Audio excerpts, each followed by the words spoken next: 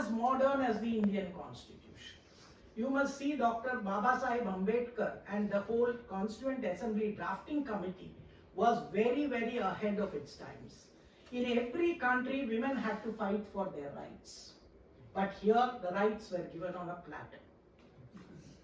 Because please remember, we are a feminist civilization. Why do I say that? Draupadi is the first feminist, Sita the first single mother, Kannagi the first citizen activist, Manimegalai the first courtesan poet. So when you have all this, why do we still teach in our colleges and schools that feminism began with Simone de Beauvoir? The West was collecting stones when we were already civilized. So let us give these examples, which is very important. I would like here to quote a saying which all of you would know from Dr. B.R. Ambedkar. I measure the progress of a community by the degree of progress which women have achieved. Yes. And that is what the Prime Minister, after 75 years, is trying to connect to this great humanist, the only doctorate of the first cabinet. So he is the real Brahmin of this century. Salute, madam, salute. If learning is the way you judge a person's status, then Dr. B.R. Ambedkar was the greatest scholar or a statesman, philosopher, politician. I won't call him a politician, I will call him a statesman, philosopher.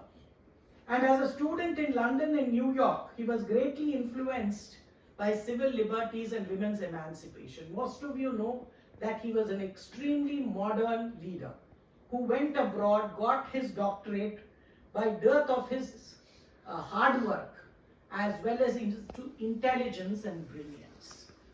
And he intended to provide an agency to women through freedom of choice, which led to their empowerment.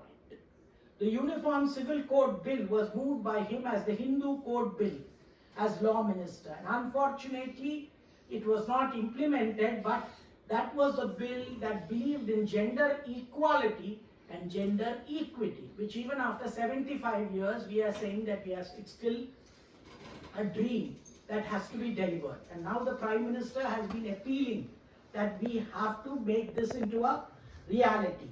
And most of you know that in 1928, as a member of the Legislative Council of Bombay, he supported a bill granting paid maternity leave for women working in factories. He believed that if the employer was benefiting from women's labor, they should also, in part, be supporting women in maternity leave.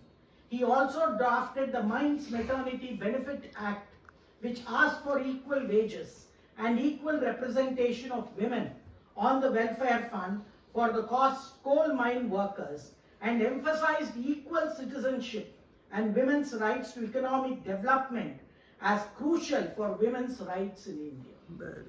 But unfortunately, as most of you know, the Indian economy remains a boys' club. In mid-July last year, you had the World Economic Forum release its annual Global Gender Gap Index for 2022. It should outrage the modesty or sensitivity of any Indian leader. Why? India continues to be in the bottom 5 when it comes to women's economic participation. You can see Kalai the first after so many years. Yes. And me also in India's most leftist university, most vocal university. It needed a prime minister like Narendra Modi to break the glass ceilings. And I am the first VC, and I also come from the reserved categories. Let me tell you. Thank you, ma'am. So if you see